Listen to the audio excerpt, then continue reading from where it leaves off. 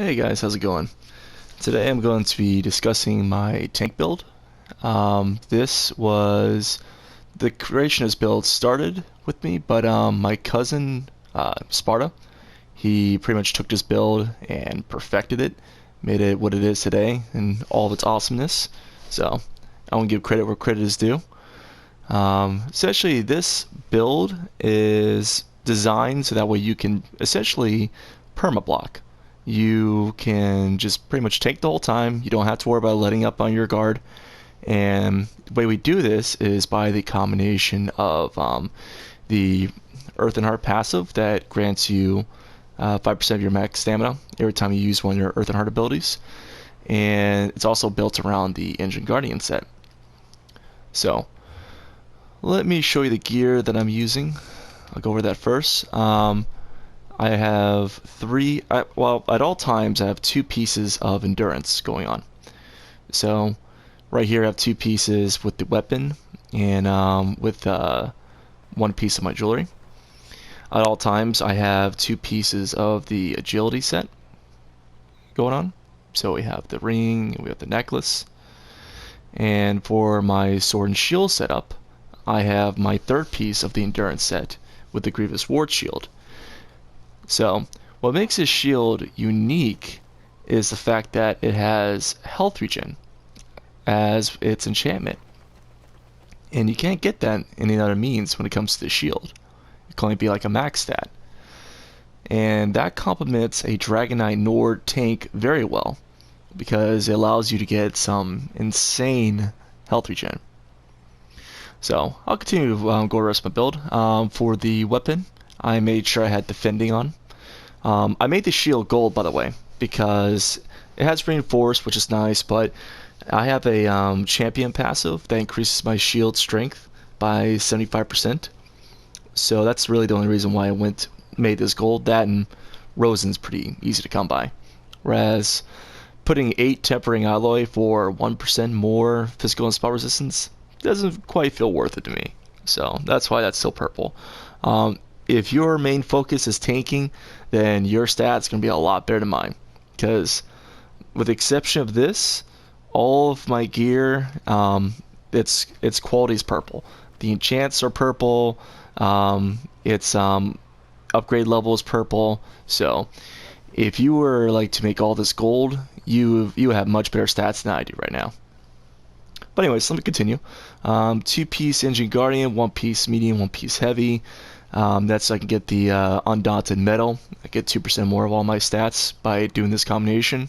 And there's not really a huge defense loss by having a medium helmet, to be quite honest with you. Let's see. I do 5-piece Willow's Path. And the reason why I do that I will discuss in a moment. And yep, that's it for now. So all my jewelry has the health recovery enchantments. It's all healthy. Alright, and let me go over my skills. So the two-handed bar it's more like a utility bar. For the ultimate, I have Standard Might. It's good for group utility. But if you want to do, say, Flawless Dawnbreaker as a replacement, so you can do a little more damage, you could do that too. What I do with the two-handed bar is, if we're fighting a really tough boss, one for which I can't really do any damage on, and I have to just keep blocking and maintain aggro the whole time, then this is the typical setup I go with. I go with dots. I have Executioner for the very end, so the only time I would not pretty much just block and hold aggro the whole time and just do DPS is if it's like boss has barely any health left, and let me swap weapons. I activate my Magma Shell, and then I just start DPSing with everyone else.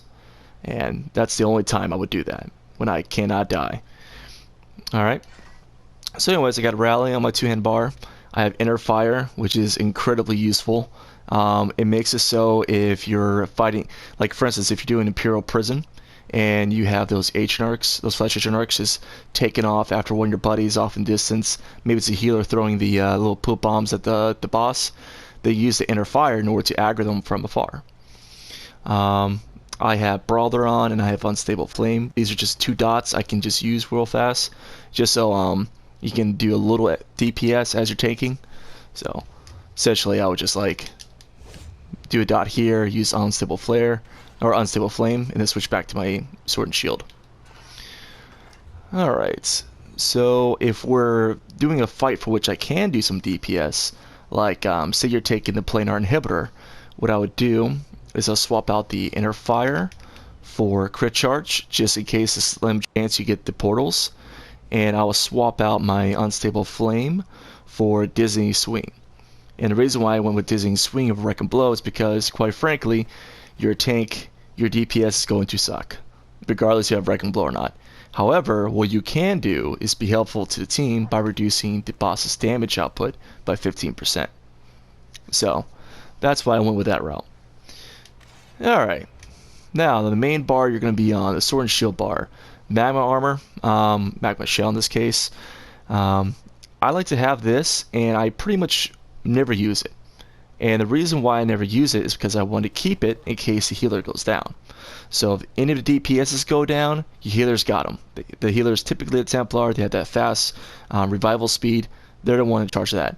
But if your healer goes down, what I do is I will aggro the boss real fast, get him with a pierce armor, activate my magma shell, and revive the healer. This way I can maintain aggro, I don't die, and we get the healer back up, and DPS continues doing what DPS does. Alright, Green Dragon Blood. I think this is awesome, especially when you combine with Ignis Shield. It's a great recovery. I usually only use it if as a buff, or for some slim chance my health gets pretty low. I'll use it then. Absorb Magic. Man, with some bosses you don't even need a healer with this ability. So essentially, if I'm fighting a particular monster, boss, etc., that uses cast spells at you, this thing will just heal you throughout the whole fight. To list some examples, let's see, you have the, I think his name is Valka's Scoria, the boss of Crypto Hearts. He shoots spell projectiles at you throughout the fight. The final boss and the Banishing Cells, forgot his name, the like Kin Lord something, he throws spells throughout the whole fight. So with those bosses, they're healing you throughout the whole fight with this move. It's excellent. Alright, Hardened Armor. This is going to be what gives you your increased damage mitigation. I chose this one over the other morph because, like I said, you're not DPS. It's not going to do much damage. At least this way you can give yourself a little bit of a damage shield, which is pretty nice.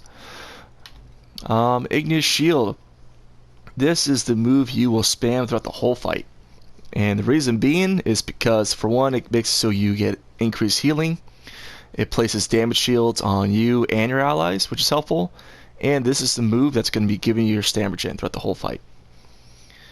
And I'm sure I don't need to explain why I went with Pierce Armor there. So anyways, let me show you this character with fully buffed stats. And there you go. Now, I have a pretty nice little split here between health and stamina. Allows it so I have 30,000 health and a decent amount of stamina. I went with the Ancient Arc for increased magic recovery. And to be honest, with the exception of Willow's Path and my drink buff, I don't really have too much stamina recovery. The reason why it's so high, you see it's actually lower than magic recovery here, but the reason it's so high is because of this right here. But I don't really focus on stamina recovery too much because while you're blocking, you're not gaining any stamina. Like, see? Nothing. However, by doing this, you actually help increase it. And that's actually the key point right there, is because of this guy. Essentially, depending on what resource he gives me depends on how I'm going to play. Health is the most useless thing he can give me. But if I were to get Magicka, then I just spam this like continuously. So here we go, stamina. So stamina is perfect because now I can block all day, apply my taunts, and I have max stamina. That's the perfect one. But if I get Magicka instead, then I just spam this move continuously, and that's giving me my stamina while keeping up my Magicka the whole time. Alright, so let's see. I go with the Tri-Regen drinks. So that gives me great health, Magicka, and stamina recovery. Which, as you can tell, health recovery of 3378, not bad. If your stuff was all gold, you'll have at least 3500, at least. Your damage mitigation will also be a little higher than mine is. My spell resistance is close to the hard cap. Physical is a little low. That's okay. I don't mind that too much because physical attacks, the main thing you have to worry about is they're heavy hitters, and you just block those. Magicka is a greater concern to me because a lot of dots are typically magical base or elemental base. So it's better to have high spell resistances versus high physical, in my opinion. Alright, champion system. I put 75 points in this constellation so I get the shield expert. I put 65 on block expertise, 10 points in spell shield. Here I have a fairly even split between the two. A little more in elemental, just because of things like fire. I see that a lot in caves. Nothing in this constellation.